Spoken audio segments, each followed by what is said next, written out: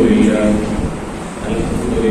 وحده والصلاة والسلام على من لا نبي بعده أما بعد فأعوذ بالله من الشيطان الرجيم بسم الله الرحمن الرحيم قل إن كنتم تحبون الله فاتبعوني يحببكم الله فقال النبي صلى الله عليه وسلم لا يؤمن أحدكم حتى أكون أحب إليه من والده وولده والناس أجمعين صدق الله وصدق رسوله النبي الكريم ونحن على ذلك من الشاهدين والشاكرين والحمد لله رب العالمين اللهم صل على سيدنا محمد النبي الأمي وعلى آله وأصحابه وسلم تسليما كثيرا.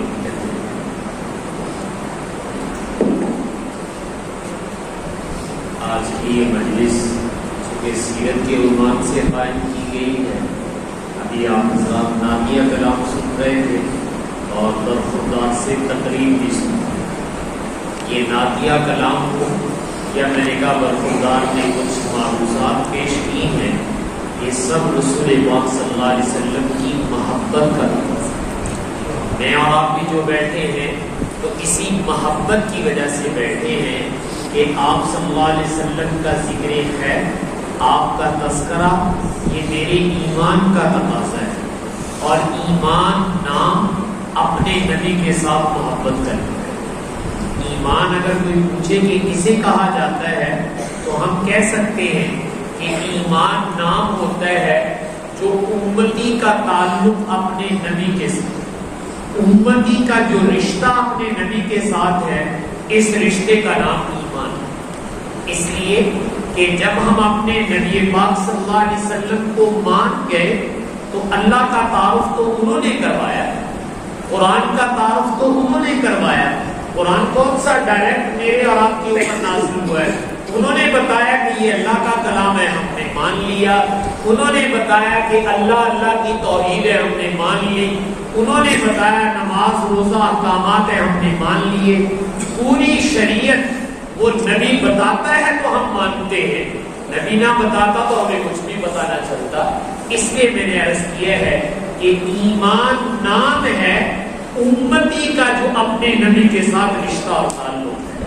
تو جتنا یہ تعلق مضبوط ہوگا اتنا ہی ایمان مضبوط ہوگا، اور جتنا یہ رشتہ اور تعلق کمزور ہوگا تو بھائیوں اتنا ہی ایمان کمزور ہوتا چلا جائے گا. تو اس لیے میرا آپ کا مل بیٹھنا یہ رسول پاک صلی اللہ علیہ وسلم کے ساتھ عقیدتوں اور محبتوں کا اظہار ہے، اور عقیدتوں اور محبتوں کا اظہار یہ میرا آپ کے لیے سرمایہ نجات ہے. اس لیے کہ رسول پاک صلی اللہ علیہ وسلم نے خود ارشاد فرمایا لا یؤمن احدکم حتی اکون احب الیہ، تم میں سے کوئی شخص اس وقت تک مومن نہیں ہو سکتا، ایمان والا نہیں ہو سکتا جب تک کہ حتی اکون احب الیہ، یہاں تک کہ میری محبت یعنی رسول پاک صلی اللہ علیہ وسلم کی محبت اس کے دل میں سب سے زیادہ ہے. جب تک حضور کی محبت تمام دنیا سے زیادہ نہیں ہو جاتی، آپ نے فرمایا لا یؤمن، تم ایمان والے بن ہی نہیں سکتے. پھر آپ نے نام لے کر کہہ دیا حتی اکون احب الیہ من والدہ وولدہ والناس اجمعین. سب سے قریبی رشتے وہ ماں باپ ہے اور اولاد ہے. انسان انہی سے محبت اور پیار کرتا ہے. فرمایا ماں باپ سے زیادہ پیار، زیادہ محبت میری اس کے دل میں، اولاد سے بھی زیادہ محبت میری اس کے دل میں ہو. والناس اجمعین، ماں باپ اور اولاد کے علاوہ باقی جتنی انسانیت ہے اس سے زیادہ محبت بھی میری اس کے دل میں ہو. جب تک حضور کی محبت وہ ماں باپ، اولاد اور تمام لوگوں کی محبت سے غالب نہیں ہو جاتی، ایمان نہیں کامل بنتا ہے. ایمان اس وقت بنے گا جب حضور کی محبت ان تمام سے غالب ہو جائے. تو میں نے عرض کیا تھا کہ یہ نعتیہ کلام یا بیٹا کچھ آپ سے کہہ رہا تھا تو یقیناً مسلمانوں کے بچے ہوں یا بڑے، پڑھے لکھے ہوں یا ان پڑھ، کسی کو بھی آپ اٹھا کر دیکھیں انشاءاللہ اس کے دل میں محبت بھری ہوئی آپ کو نظر آئے. کسی کو کہنا آتا ہے، کسی کو کہنا نہیں آتا، لیکن دل کو اگر پھاڑ کے دیکھا جائے تو مسلمان کا دل اپنے نبی کی محبت سے بھرا ہوا، وہ یہ سمجھتا ہے کہ میرا سرمایہ یہی ہے کہ میرے نبی کی محبت جو وہ میرے دل کے اندر ہو. تو اللہ تعالیٰ نے یہ اس امت کی گھٹی میں ڈالی. اور اس کی ایک وجہ بیان کر دیتا ہوں، پہلے اس کی ایک مثال دیتا ہوں، پھر وہ وجہ سمجھ میں آ جائے گی. انسان کے دل میں اپنے والدین کی محبت بہت ہوتی ہے، والدین کی محبت بہت زیادہ ہوتی ہے. انسان کیا جانوروں کے اندر بھی ہوتی ہے. تو یہ محبت کیوں ہوتی ہے؟ یہ کسی نے سکھایا نہیں ہوتا. اصل میں والدین کی محبت یہ اثر ہوتا ہے اس بات کا کہ والدین نے بچپن میں اپنی اولاد پر بہت شفقتیں کی ہوتی ہیں. اور ماں کی محبت ذرا باپ سے بھی زیادہ ہوتی ہے. اس کی وجہ بھی یہ ہوتی ہے کہ ماں کی شفقتیں اولاد پر باپ سے بھی زیادہ ہوتی ہیں. تو پتہ چلا کہ محبت کے پیدا ہونے کا ذریعہ ہے کسی کی نوازشات، کسی کی شفقتیں، کسی کی نوازشات اور شفقتیں وہ محبت کو پیدا کر دیا کرتی ہیں. بھائیو، میرے اور آپ کے اوپر میرے اور آپ کے والدین کی وہ نوازشات اور شفقتیں نہیں ہیں، میرے اور آپ کے اساتذہ کی وہ نوازشات اور شفقتیں نہیں ہیں جو میرے اور آپ کے نبی کی شفقتیں، حضور کی شفقتیں بہت زیادہ ہیں. تو چونکہ آپ کی شفقتیں بہت زیادہ ہیں، آپ نے دعائیں بہت مانگی ہیں امت کے لیے، روئے دھوئے بہت ہیں امت کے لیے. اگرچہ ہم نے روتے دھوتے دیکھا نہیں، ہم بعد میں آئے ہیں، لیکن دنیا کا اصول یہ ہے کہ جس کی نوازشات، شفقتیں ہمارے اوپر ہوں گی. جب بچپن میں ہمارے والدین ہمیں پال رہے تھے، ہم 2 دن 2 مہینے 6 مہینے کے تھے، تو اب ہمیں یاد ہے بھی 6 مہینے کا ماں نے کی سنوں پڑھایا، وہ تو کچھ یاد نہیں ہے، لیکن شفقتوں کا اثر آج بھی ہے. ایسے ہی جو نبی پاک صلی اللہ علیہ وسلم کی شفقتیں اور نوازشات ہیں امت کے لیے، چاہے امت نے دیکھی ہو، اس وقت امت موجود ہو یا نہ ہو، ان نوازشات اور شفقتوں کا اثر دلوں میں ہے، اور وہ ہے محبت کا پیدا. تو اس لیے رسول پاک صلی اللہ علیہ وسلم کی محبت کمال درجے کی اس امت کے اندر ہے. اور اس امت میں واقعی جیسے ہمارے نبی شفقتوں میں نے عرض کیا سب سے اوپر ہے، اور نبیوں کی شفقتیں بھی اپنی امت پر ہیں، لیکن حضور کی شفقتیں وہ سب سے بڑھ کر ہیں. ایک روایت میں آتا ہے کہ رسول پاک صلی اللہ علیہ وسلم تشریف فرما تھے اور آپ کچھ آیات تلاوت کر رہے ہیں. تلاوت کرتے کرتے حضرت ابراہیم، حضرت عیسیٰ علیہ السلام کی دعاؤں کا تذکرہ آیا. حضرت عیسیٰ علیہ السلام کی ایک دعا آتی ہے جس میں وہ اللہ تعالیٰ سے کہہ رہے ہیں ان تعذبهم فإنهم عبادك وإن تغفر لهم فإنك أنت العزيز الحكيم. یا اللہ جے تو انہاں نوں بخش دے تے تیرے بندے، جے تو انہاں نوں کی کرے بخش دے تے تیرے بندے. عیسیٰ علیہ السلام اپنی امت دے بارے وچ کہہ رہے ہیں بھئی یا اللہ جے تو انہاں نوں بخش دے تے تیرے بندے آ، وإن تعذبهم تے جے تو انہاں نوں عذاب دے تے تاں تو غالب ہے، تیری بادشاہت ہے، جی میں دل کرنا کرنا تیرے کو کیڑا پوچھنا ہے، تو چاہے تے سزا دے میں، چاہے تے بخش دے میں، بادشاہ جی میں تیرا دل کرنا اس طرح.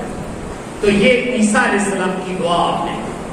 پھر حضرت ابراہیم علیہ السلام کی دعا پڑھی جس میں ابراہیم علیہ السلام اللہ تعالیٰ سے کہتے ہیں کہ ان میں سے جو تو میری پیروی کرے وہ مجھ میں سے ہے، ومن عصانی فإنك غفور رحیم.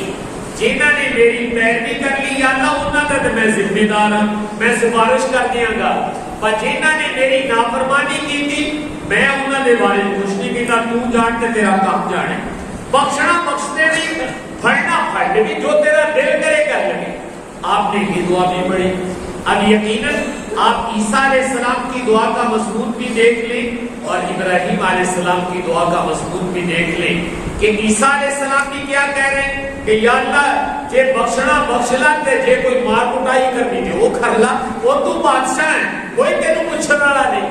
ابراہیم علیہ السلام بھی یہ کہہ رہے من تبعنی فإنہ منی، جڑے میری اطاعت کرن گے انہاں دا تے میں ذمہ دار ہوں، وہ میرے نے. ومن عصانی کہ جنہاں کو غلطیاں ہو گئی میں جو فإنک غفور رحیم تو بخشنا ہے بخش دینے تے تیری بڑی مہربانی باقی میں نہیں کچھ کہتا. یہ دونوں پیغمبروں کی دعائیں پڑھی ہیں اور اس کے بعد رسول پاک صلی اللہ علیہ وسلم چپ ہو گئے ہیں اور غمگین ہو گئے. اس لیے کہ عیسیٰ علیہ السلام نے بھی یہ کہہ کے جان چھڑا لی کہ یا اللہ چاہو تو عذاب دو چاہو تو بخش. اور ابراہیم علیہ السلام نے بھی یہ کہہ کے جان چھڑا لی فمن تبعنی فإنہ منی تابع داراں دے اسی ذمہ دار ہاں تے جڑے کہو کردے انہاں دے اسی ذمہ دار کوئی نہیں. لیکن حضور تو ایسے نہیں کہہ سکتے بھئی یا اللہ جڑے تابع دار ہاں انہاں دے اسی ذمہ دار ہاں تے جنہاں کولوں کوتاہی ہوے انہاں نوں اسی چھڈ دئیے. میں نے کہا میرا نبی نہیں ایسے کہہ سکتا. میرے نبی کس کے بارے میں پریشان ہے کہ یہ کیا بنے گا. نبیوں نے تو یہ کہہ کر اپنا پلہ صاف کر لیا ہے لیکن رسول پاک صلی اللہ علیہ وسلم تو ایسے نہیں کہہ سکتے. آپ غمگین ہیں اور غم میں گھرے ہوئے ہیں کہ ان کا کیا بنے گا. اللہ تعالیٰ بھی دیکھ رہے ہیں. اللہ تعالیٰ تو دلوں کے رازوں کو جانتے ہیں. تو اللہ تعالیٰ نے جبریل امین کو بھیجا کہ جاؤ میرا سلام بھی کہو پھر پوچھ کے آؤ کہ آپ غمگین کیوں ہیں پریشان کیوں ہیں. تو وہ فرشتہ آیا آ کر سلام عرض کیا اور سلام عرض کرنے کے بعد کہا کہ اللہ تعالیٰ پوچھتے آپ غمگین کیوں.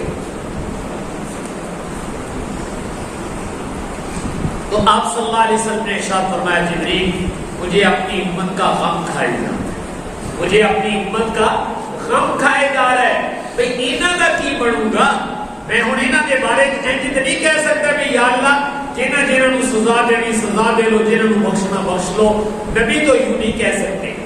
تو فرمایا کہ اپنی امت کے بارے میں غمگین ہوں کہ ان کا کیا بنے. جبریل علیہ السلام پھر واپس چلے گئے اور اللہ تعالیٰ سے جا کر عرض کیا کہ باری تعالیٰ آپ کے حبیب اپنی امت کے بارے میں غمگین. تو اللہ تعالیٰ نے پھر ایک آیت نازل. یہ دو آیتیں میں آپ سے پہلے عرض کر چکا ہوں ابراہیم علیہ السلام کی دعا اور سیدنا عیسیٰ علیہ السلام کی دعا.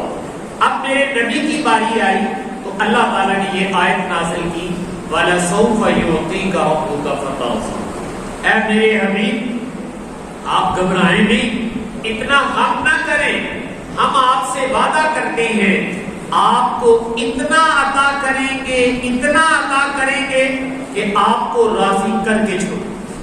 جب آپ کہیں گے کہ اسی راضی ہو گئے تو اسی بس کر دیں گے نہیں کہ جب تک اسی نہیں کہتے ہیں کہ اسی راضی نہیں ہوئے ٹیڈو کہ اسی بس نہیں کریں گے. وَلَسَوْفَ يُعْطِيكَ ان قریب آپ کو آپ کا رب اتنا دے گا کہ آپ کو خوش کر کے چھوڑیں. یہ وعدہ کیا ہے. میں اور آپ دیہات میں رہتے ہیں تو ہمارے یہاں جدوں کوئی شادی بیاہ ہوئے تو جڑے کوئی بیچارے کام کار والے ہوندے ہیں نا وہ آگے کھڑے ہو جاتے ہیں. چودھری انہیں کہتے ہیں کہ گھبراؤ نہیں آج ساڈا بیاہ تمہیں خوش کر کے بھیجاں گے. جدوں تسی کہو گے نا کہ اسی خوش ہو گئے پھر اسی بس کریں گے. یہ دنیا کا ایک دستور ہے. تو اللہ تعالیٰ بھی اپنے حبیب سے کہہ رہے وَلَسَوْفَ يُعْطِيكَ رَبُّكَ فَتَرْضَىٰ. میرے حبیب آپ زیادہ غم نہ کریں باقی ہمارا وعدہ ہے آپ سے ہم آپ کو خوش کریں گے جب آپ کہیں گے ہم بس کر دیں گے.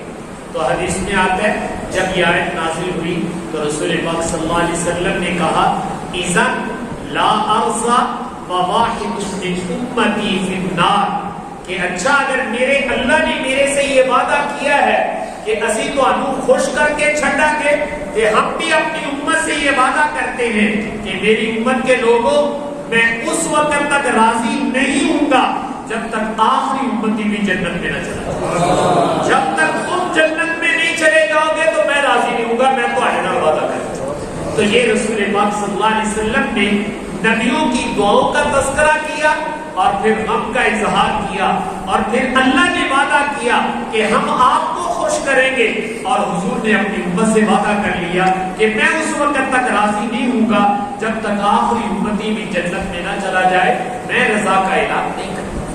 تو یہ رسول پاک صلی اللہ علیہ وسلم کی یہ وہ شفقتیں ہیں جس کا اثر غیر شعوری طور پر میرے اور آپ کے دل دماغ پر یہ ہے کہ اگر دنیا میں کوئی آلہ ہو کہ دل کھول کر محبت کو تولا جا سکتا ہو تو میں نے کہا اس امت کے دل میں الحمدللہ سب سے زیادہ محبت اپنے نبی کی. اور یہ ہم نہیں کہتے یہ دنیا والے بھی کہتے ہیں.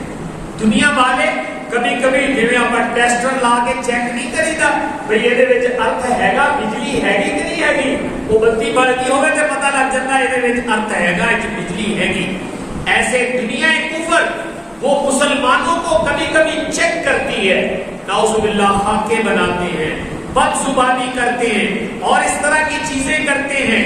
یہ کام کر کے وہ امت مسلمان کا ایمان چیک کرتی ہے. بھئی اسی انہاں دے نبی دے بارے کوئی لفظ گشائی کریے, کوئی بھڑی گل کہیے کہ اسی انہاں دے تیور دیکھنا چاہتے ہیں, اور جب وہ اس طرح کا کام کرتے ہیں پھر بڑے بڑے غازی اٹھتے ہیں اور اٹھ کر اپنی جان کا نذرانہ تو دے دیتے ہیں لیکن اس کی زبان کو گندی سے کھینچ لیتے کہ تم کون ہوتے جو ہمارے نبی کے بارے میں اس طرح کی بات کہو. تو وہ دنیا سمجھ جاتی ہے ہجے انہاں دے وچ کرنٹ ہے گا, ہجے اپنے نبی نو بھولے نہیں ہے گے. تو بھائیو یہ جو مجالس قائم کی جا رہی ہیں, میں بتانے لگا تھا کہ یہ اسی محبت کو پیدا کرے. اللہ تعالیٰ کرے یہ محبت موت تک سلامت رہے, اور اسی کو لے کر ہم دنیا سے چلے گئے تو انشاءاللہ میرا بات ہوگا, کیونکہ ایمان اسی محبت کا نام ہے. آپ نے خود کہہ دیا لا یؤمن احدکم, تسی مومن بن ہی نہیں سکتے جب تک نبی جی کی محبت سارے دلن سب تو زیادہ نہیں. صحابہ کرام کے قربان جائیں, انہوں نے اپنے عمل سے یہ ثابت کی. حضرت ابوبکر صدیق رضی اللہ تعالیٰ عنہ غزوہ خیبر میں, اپنا غزوہ بدر میں, تو آپ کے جو بیٹے ہیں وہ مشرکین کی طرف سے آئے. باپ مسلمانہ کی طرفوں تے پتر مشرکہ کی طرفوں آیا. بعد میں وہ بیٹے بھی مسلمان ہو گئے. تو ایک دن کہنے لگے ابا جی بدر کے میدان میں کئی دفعہ آپ میرے بار کے نیچے آئے, تلوار میرے ہاتھ سی تے تسی میرے بار تھلے آئے, ماردا تلوار تے توڑا دینی سی میں تواڈی, لیکن پھر مجھے یاد آ جاتا کہ یہ میرا باپ, اس لیے میں تلوار روک لیتا تھا. وگرنہ میدان بدر میں میرا وار آپ پہ چل سکتا تھا, لیکن میں نے باپ سمجھ کے رک گیا کہ یار باپ ہے اس واسطے مارنا نہیں چاہیے. تو جناب سیدنا ابوبکر رضی اللہ عنہ نے جواب دیا پتر تو تے باپ کر کے حیا کر کے سی, لیکن میں بتاؤں اگر تو میرے بال کے نیچے آتا تو میں تجھے یہ نہ سمجھتا کہ یہ پتر ہے, میں یہ سمجھتا کہ یہ میرے نبی کا دشمن ہے, میں تیری گردن اڑاتا. اگر تو میرے بال کے نیچے آتا تو تیرا بیٹا ہونا نہ میرے سامنے آتا, بس ایک ہی چیز آتی کہ یہ میرے نبی کا دشمن ہے لہٰذا میں نے اس کی گردن اڑا دینی ہے. تو فرمایا بیٹے اگر تم آ جاتے تو میں تو تمہاری گردن اڑا دوں. اس لیے میں عرض یہ کر رہا ہوں کہ صحابہ کرام نے یہ حقیقت کر کے دکھائی کہ واقعی صحابہ کے بچے بڑے بوڑھے جو بھی تھے حضور کی محبت میں بہت آگے نکلے تھے.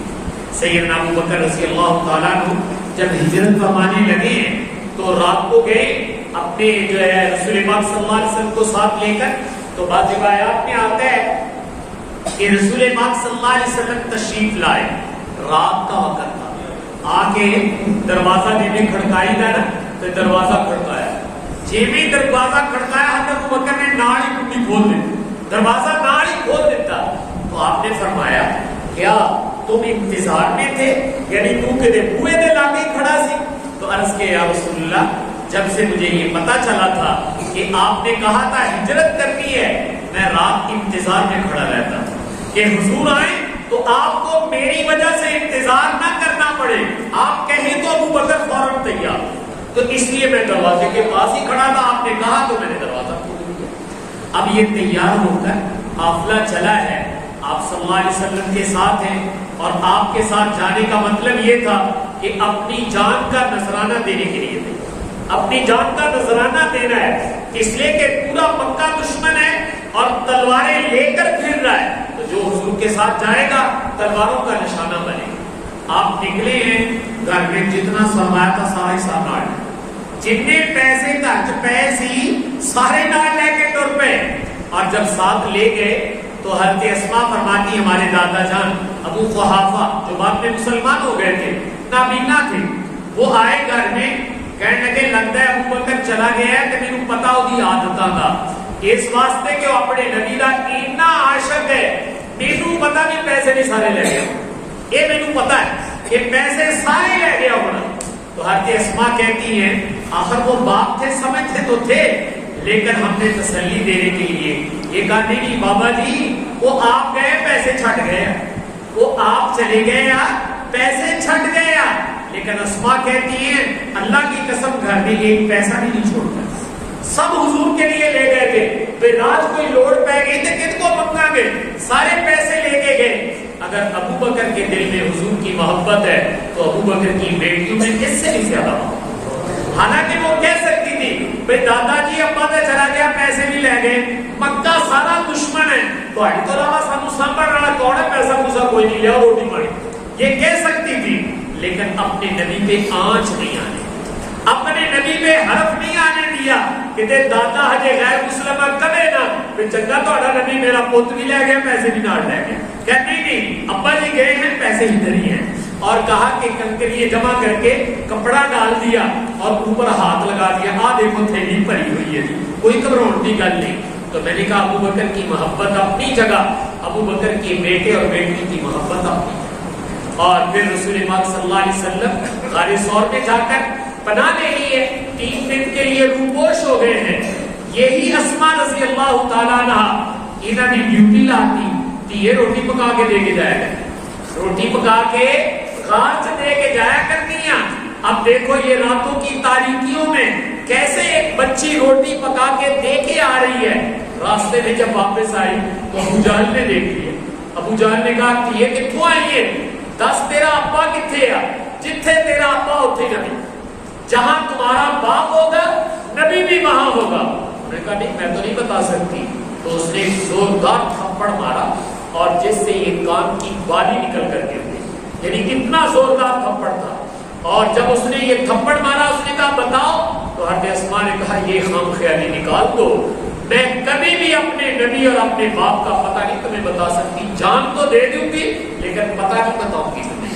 یہ محبت کے بغیر تو نہیں بھائی ہو سکتا، یہ بچیوں کی محبت ہے، یہ باپ نے سکھائی ہوئی تھی، پورے خاندان کو سکھایا ہوا تھا کہ نبی پر جان نچھاور کر دینی ہے پر نبی پہ آنچ نہیں آنے دسنا نہیں کسی کو۔ تو بیٹی الگ خدمت کر رہی ہے، بیٹا الگ بکریے لے کے جاتا ہے، حال احوال لے جا کر بتاتا ہے، نوکر الگ خدمت کر رہے، پورا ابو بکر کا گھرانہ حضور کی خدمت میں لگا۔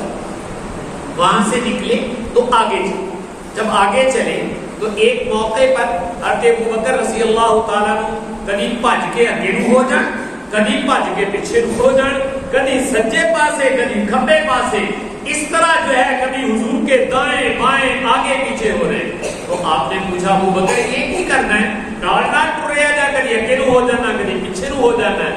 تو حضرت ابو بکر نے عرض کیا یا رسول اللہ میں آپ کے ساتھ چل رہا ہوں، جب دل میں یہ خیال آتا ہے کوئی پچھوں نہ دشمن آ جائے میں بھج کے پیچھے چلے جاؤں، میں پچھوں چاٹی مارا کہ اچانک نہ دشمن آ جائے، پھر کبھی خیال آتا ہے کہیں دشمن چھپا ہوا ہو آگے نہ آ جائے میں بھاگ کر آگے آ جاتا ہوں، پھر خیال آتا ہے کہ سجے یا کھبے پاسے نہ نکل آوے، تو جدھر مجھے خیال آتا ہے کبھی میں ادھر بھاگتا ہوں، کبھی ادھر کبھی آگے کبھی پیچھے۔ اس طرح رسول پاک صلی اللہ علیہ وسلم پر اپنی جان کو نچھاور کیا ہے جیسے پروانہ شمع کے اوپر گھومتا ہے۔ تو ابو بکر یوں حضور پر گھوم رہے۔ اسی سفر میں ایک جگہ گئے اور آپ کو پیاس لگی، تو ایک جو ہے خیمے سے آپ نے ایک اماں سے بکری کا دودھ لیا، بکری کا دودھ لے کر اس میں پانی ٹھنڈا جو ہے وہ ملا اور جن آپ لسی جی کہتے ہیں وہ بنا لے، تو سرور کونین صلی اللہ علیہ وسلم کو پیش کی۔ آپ کو چونکہ پیاس بہت لگی تھی، آپ نے خوب سیر ہو کے جنہوں کہتے ہیں ٹھڈ بھر کے آپ نے وہ کیا، نوش کیا۔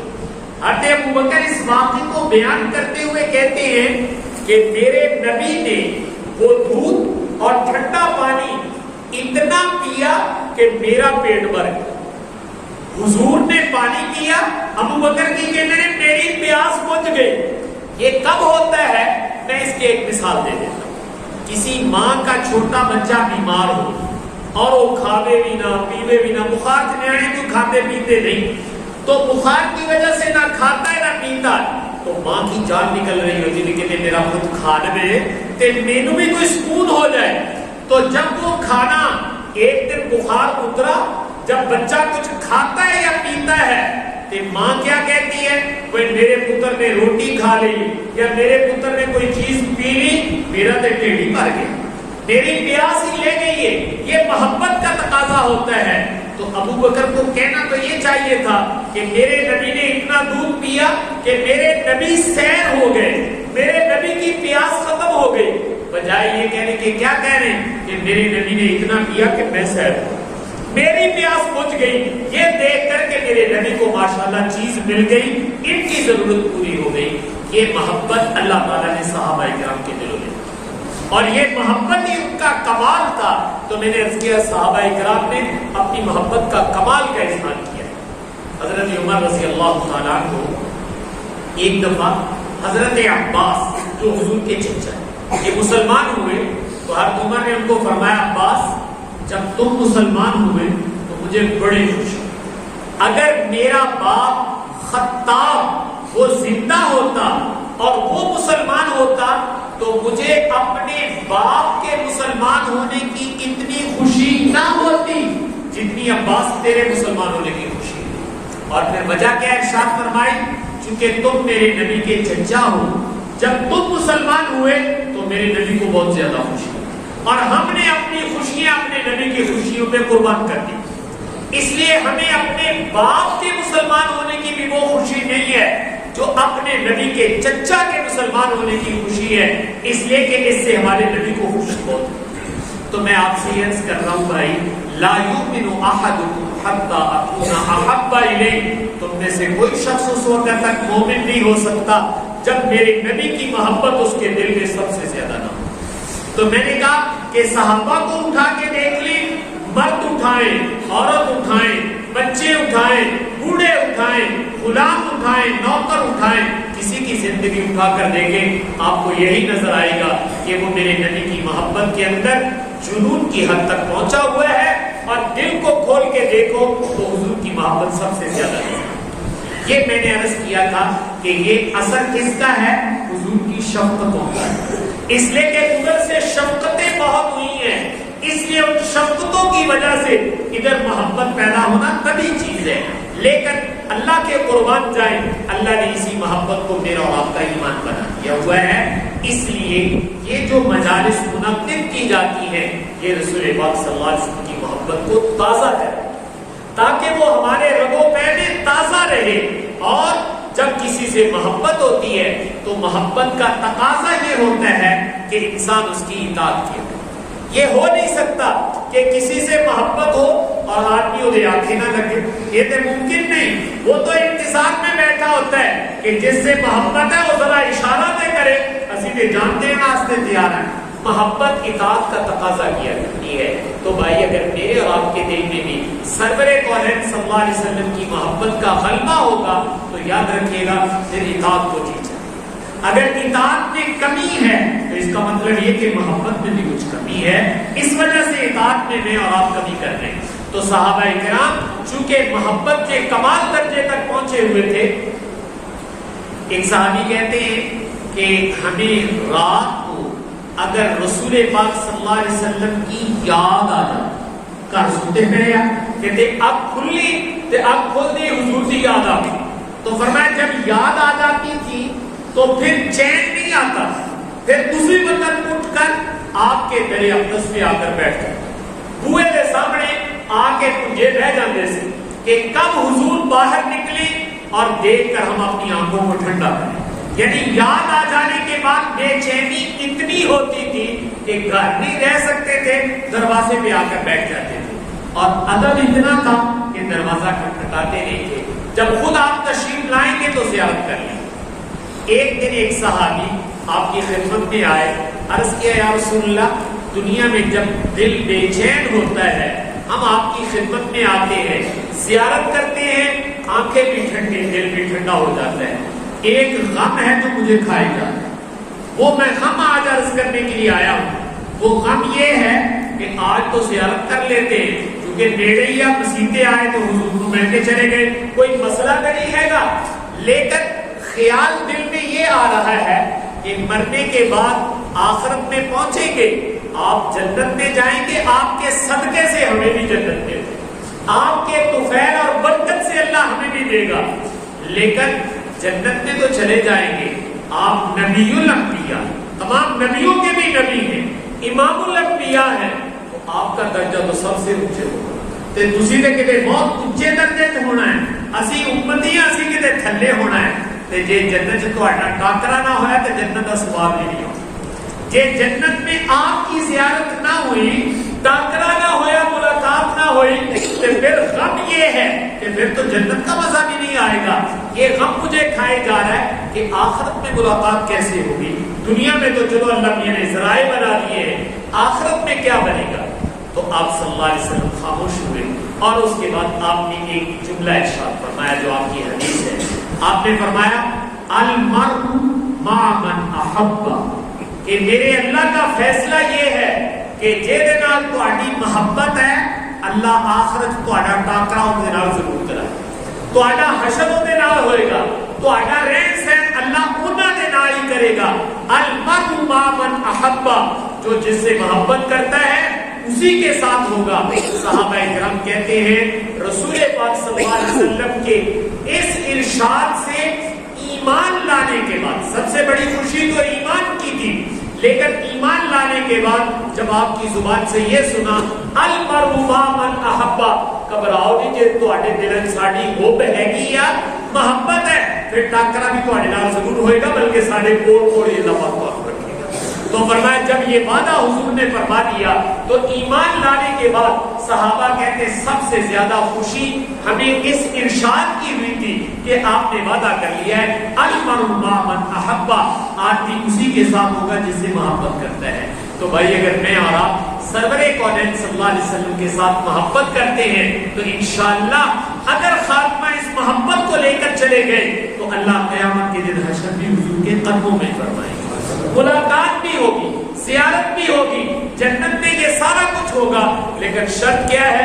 یہ محبت لے کر چلی جاؤ، اور اسی محبت کا نام ایمان، اسی محبت کا نام کیا ہے؟ ایمان ہے۔ تو یہ ایمان لے کر چلے گئے تو انشاءاللہ بیڑا پار ہو جائے گا۔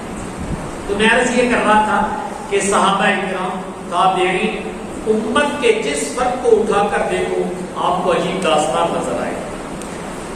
امام ابو حنیفہ رحمۃ اللہ علیہ آپ لوگوں نے نام سن رکھا ہے، امام مالک آپ نے نام سن رکھا ہے۔ امام مالک رحمۃ اللہ علیہ مدینہ طیبہ کے بہت بڑے امام ہیں، فقیہ ہیں، ساری زندگی مدینے میں گزاری، بس حج کرنے ایک دفعہ گئے تھے، مدینیوں باہر نہیں نکلتے تھے، مدینے کے اندر ہی رہتے تھے۔ دوستوں نے پوچھا تو کہا اس ڈر سے باہر نہیں جاتا، میں چاہتا ہوں مدینے میں مروں اور مدینے میں دفن ہوں، کہتے یہ نہ ہوگا میں باہر نکلا تے بہت آ جائے اوتھے بھی تسی ڈپ دے ہو۔ تو فرمایا ساری زندگی مدینے میں اس شوق میں رہے کہ یا اللہ یہاں مر کر آپ کے نبی کے قدموں میں دفن ہونا چاہتا ہوں۔ اللہ تعالیٰ نے جنت البقیع میں ان کو جگہ عطا فرمائی ہے۔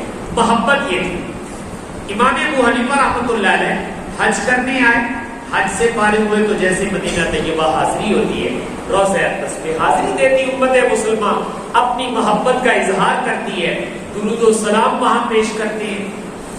تو امام صاحب بھی وہاں آئے اور جتنے دن ٹھہرنا تھا ٹھہرے، اور پھر ارادہ کیا کہ جانا چاہتا۔ مدینے کے مسلمان انہوں نے اصرار کیا کہ حضرت آپ نہیں جا سکتے، کچھ اور ٹھہر گئے، ان کے اصرار پر کچھ اور ٹھہر گئے، پھر جانے لگے تو پھر مطالبہ کر دیا، تو حضرت نے ہاتھ جوڑ کے معافی چاہی کہ یار مجھے جانے دو۔ انہوں نے پوچھا کہ حضرت کیوں نہیں ٹھہرتے؟ تو جو اندر کی بات تھی پہلے تو چھپائے رکھی تھی، لیکن پھر اس دن ظاہر کر دیا، کہا جس دن سے مدینے آیا ہوں تو میں نے مدینے کی سرزمین پہ پیشاب نہیں، ادب کی وجہ سے میں پیشاب کو روکے ہوئے ہوں، اب میرے لیے مزید رہنا مشکل ہو گیا ہے، اور یہاں پیشاب کروں تو طبیعت گوارا نہیں کرتی ہے کہ اس سرزمین پہ کیسے پیشاب کروں جس میں میرے نبی کے قدم لگے ہوئے ہیں، اس لیے ہاتھ جوڑ کے کہتا ہوں مجھے جانے دو تاکہ میں قضائے حاجت کو کروں باہر۔ یہ محبت، یہ وارفتگی، میں نے کہا امت کے ہر فرد کی ہے اور اپنا اپنا رنگ ہے، ہر کسی کا محبت کا اپنا رنگ ہوتا ہے، لیکن اللہ تعالیٰ نے اس امت کے لوگوں کو اپنا اپنا رنگ دیا تھا، اور اس رنگ میں کسی نے کیا ہے میں نے کہا میں آپ سوچ نہیں سکتا۔ آپ لوگوں نے علامہ اقبال مرحوم کا نام سن رکھا ہے، جس کو آپ شاعر مشرق کہتے ہیں، بہت بڑے باصاب اور حضور کی محبت میں بہت آگے نکلے، حضور کی محبت میں بہت آگے نکلے ہوئے، قرآن کا مطالعہ بھی بہت کرتے تھے اور آپ کی محبت کے تو شہدائی تھے۔ آپ کا ایک شعر آپ کو سنانا چاہتا ہوں جس سے پتہ چلتا ہے کہ محبت کس کمال کی۔ یہ آپ نے شعر کہا تھا، اللہ تعالیٰ سے درخواست کرتے ہیں، تو غنی از ہر دو عالم من فقیر، اے اللہ تو بادشاہ ہے کہ اسی تیرے منگتے، اسی تیرے کی ہاں منگتے، تو غنی از ہر دو عالم من فقیر، روز محشر گزر ہائے من پذیر۔ قیامت کا دن ہوئے گا کہ اسی کوئی پانچ لاؤنا تھوڑے کو جی بہانے نہیں جانے آگے لوگ اپنے ماسٹر صاحب کو میری اپنی بیمار سی میں تا نہیں آیا، کوئی نہ کوئی بہانا تے کرنا ہی ہوتا ہے، کبھی وہ بہانا ماننے دے کبھی نہیں مانتے۔ تو اقبال کہہ رہے ہیں روز محشر گزر ہائے من پذیر، یا اللہ ساڑھے پلے تے کوئی نہیں، اسی قیامت ہے تے جے کوئی عذر معذرت کریے تے مان لیا جائے، ساڑھی عذر معذرت کو کی کر لیا جائے، مان لیا جائے۔ روز محشر گزر ہائے من پذیر، گر حسابم راتو بینی ناگزیر، لیکن جے تو اڈا فیصلہ اے ہو گئے بھئی اقبال نہیں تیری ہر گل دی اسی تحقیق کرنی ہے کیویں ہے، تو کوئی تو اڈا اے فیصلہ ہو جائے بھئی حساب لینا ہے، اے دسنا ہے کہ کرتوت کی ہے، اگر ساڈے کرتوت کٹنے ہون تو ساڈی ایک چھوٹی جی درخواست ہے، گر حسابم راتو بینی ناگزیر، اس نگاہ مصطفیٰ پنہا بغیر۔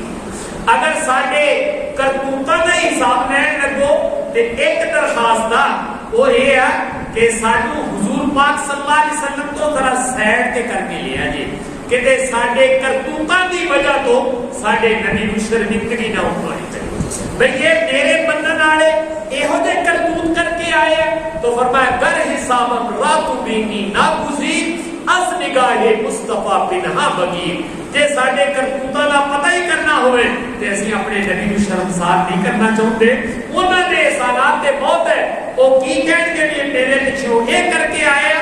تو اس کا مطلب میں ایک مثال سے سمجھا دیتا ہوں، اگر اولاد سمجھدار، اولاد کی ہوئے سمجھدار ہوئے، وفادار بھی ہوئے، ماں پیو دی عزت دا خیال رکھنے والی بھی ہوئے، غلطی اس اولاد کو بھی ہو جاتی ہے تے کسی بچے کو غلطی ہو گئی، انہوں ہن پتہ بھی جے ابے نوں پتہ لگ گیا تے کام خراب۔ وہ کی کہتا ہے بھائی جوان چھتر مارنے آ ذرا سائڈ تے ہو کے مار لو، پر میرے ابے نوں نہ دسیا، کتے ہو کے مار لو، ذرا سائڈ تے ہو کے جو کہنا کہہ لو، پر میرے ابے نوں نہ دسیا جے، یا میرے پنڈ یا میرے والدین نوں نہ پتہ لگے، میں جو کرنا تسی کر لو، میں انہاں نوں شرمسار نہیں کرنا چاہتا۔ تو اقبال بھی یہ کہہ رہے ہیں از نگاہ مصطفیٰ پنہا بغیر، کہ ہمارے کرتوتوں کی وجہ سے کہیں ہمارے نبی کو قیامت والے دن شرمندگی نہ اٹھانی پڑے۔ تو بھائیو محبت وہ میرے اور آپ کے دل کے اندر بھی اللہ تعالیٰ رکھے اور اسی محبت پر میرا اور آپ کا خاتمہ کرے۔ تو میں نے عرض کیا تھا یہ مجالس اسی لیے منعقد کی جاتی ہے۔ آخر میں دو باتیں کہہ کر اپنی بات ختم کرتا ہوں۔ ایک تو یہ ہے کہ ان کی شفقتیں تو بہت ہیں، نوازشات بہت ہیں، مانگا بہت ہے، اور امت کے لیے روئے بہت۔ میں اور آپ اپنی بخشش کے لیے میری اتنا روئے جتنا میری بخشش کے لیے میرا نبی ہو کر چلا، اتنا روئے کہ اللہ کو تسلی دینی پڑی ہے، اتنے لمبے سجدے کیے ہیں کہ اماں جان کہتی ہیں بعض زبان اتنا لمبا سجدہ فرماتے تھے کہ ہمیں یہ وہم ہونے لگتا تھا کہ کہتے روح تو نہیں پرواز کر گئی، اور میں آ کر آپ کے قدموں کو ہاتھ لگا کر ٹٹولتی، اگر تھوڑی سی حرکت ہوتی تھی میری تسلی ہو جاتی کہ نہیں ہجے روح ہے بھی ہے، ویسے سجدہ لمبا کیا ہے۔ اور جب آپ سے پوچھا جاتا تو آپ کبھی کہتے میں نے شکرانے کا سجدہ ادا کیا ہے، کبھی آپ کہتے میں نے اپنی امت کی بخشش کے لیے سجدہ کیا ہے۔ اتنے لمبے لمبے سجدے میرے اور آپ کے لیے۔ تو بھائی جو ان کے احسانات ہیں ہم ان کا بدلہ تو نہیں دے سکتے ہیں، ان کے احسانات کا بدلہ تو اللہ ہی دے، لیکن کوئی ماڑی موٹی کوشش کرنی چاہیے کہ نہیں کرنی چاہیے؟ ایڈے کنجوس تو نہیں بننا چاہیے بھائی نہیں ایسی کچھ بھی نہیں کرنا، نہیں ہم اپنی طاقت کے مطابق کچھ کریں۔ تو میں دو کام آپ سے کہنے لگا ہوں۔ ایک کام بھائی یہ ہے کہ آپ صلی اللہ علیہ وسلم کی محبت، احسانات کا تقاضا یہ ہے کم از کم ہر مسلمان صبح بھی اور شام بھی 100 دفعہ درود شریف پڑھے۔ ایک تسبیح سویرے کر لیا کرو، ایک تسبیح شامل کر لیا کرو. کوئی لمبا چوڑا نہیں پڑھ سکتے تو صلی اللہ علیہ وآلہ وسلم، صلی اللہ علیہ وآلہ وسلم. یہ کوئی اوقات ہے لمبا بھی نہیں، یہ تو ہر مسلمان کی سارے بچے بھی الحمدللہ ہوتا ہے. تو صلی اللہ علیہ وسلم 100 دفعہ سویرے پڑھ لیا کرو، 100 دفعہ شامی پڑھ لیا کرو. یہ آپ کی محبت کا تقاضا ہے. اس لیے بھائیو ایک تو یہ کہ درود شریف کا اہتمام کرو. حدیث میں آتا ہے رسول پاک صلی اللہ علیہ وسلم نے فرمایا جب تم درود پڑھتے ہو ابلغتہ، وہ مجھے پہنچایا جاتا ہے. اور بعض روایات میں آپ نے فرمایا جب مجھے پہنچایا جاتا ہے تو پڑھنے والے کا نام اور پڑھنے والے کے باپ کا نام بھی بتایا جاتا ہے کہ یا رسول اللہ فلاں امتی جڑا فلانے کا کاکا ہے انہیں پڑھ کے تہاڈی خدمت بھیجی ہے. تو اس لیے بھائیو اگر میں اور آپ صبح و شام اس کا اہتمام کر لیں محبت بھی بڑھے گی اور ہم احسانات کا بدلہ تو نہیں دے سکتے ہیں لیکن بہرحال اپنی طاقت کے مطابق کوشش تو کرنی چاہیے. تو ایک درخواست میری آپ سے یہ ہے کہ صبح اور شام زندگی بھر کا معمول بنا لو ایک ایک تسبیح درود شریف کی ضرورت ہے. باقی زیادہ اللہ تعالیٰ جتنی توفیق دے بڑھ چڑھ کے کرنا چاہیے لیکن گھنٹوں گھنٹ میں کبھی 100 دفعہ ایک تسبیح سے پڑھیا کرو نا. 5-7 منٹ لگ جائیں یہ کوئی بڑی بات نہیں ہے. حضور نے ساری زندگی ہمارے لیے قربان کی ہے تو ہم صبح بھی 5-7 منٹ نکالیں شام کو بھی کسی طرح بیٹھ دیں تسبیح لے لیں اور 100 دفعہ ضرور. دوسری چیز وہ یہ کہ نبی پاک صلی اللہ علیہ وسلم معراج پر گئے اللہ کو ملنے گئے کہ جدو مل کے آئے سی تے میرے تو اڑیا سے کوئی تحفہ لے کے آئے کہ نہیں لے کے آئے کہ خالی ہاتھ ہی آ گئے سی تحفہ لے کر آئے تھے. اس تحفے کا نام کیا ہے؟ نماز. اور وہ تحفہ کس نے بھیجا تھا؟ اللہ نے. لے کے کون آئے سی؟ سرور کونین صلی اللہ علیہ وسلم. تو بھائیو سوچ کر بتاؤ اگر حضور پاک صلی اللہ علیہ وسلم یہ فرمائیں میری امت کے لوگوں آؤ میں تہاڈے واسطے تحفہ لے کے آیا تے دسو لین واسطے آؤ گے کہ نہیں آؤ گے؟ بھائی تحفہ لین واسطے آؤ گے کہ نہیں آؤ گے؟ اس لیے کہ تحفہ ہی بڑا اونچا ہے اللہ نے بھیجا ہے لیکن تحفے سے اونچے وہ ہاتھ ہیں جو لے کر آئے. تحفے سے اونچے کیا ہے؟ وہ ہاتھ ہے. ان ہاتھوں سے اگر تحفہ ملے یہ تو زہے قسمت. تو بھائی میرے اور آپ کے نبی میرے اور آپ کے لیے تحفہ لے کے آئے اور جب یہ تحفہ لے کر آئے ہیں تو اس تحفے کو قبول کرنا چاہیے کہ نہیں کرنا چاہیے.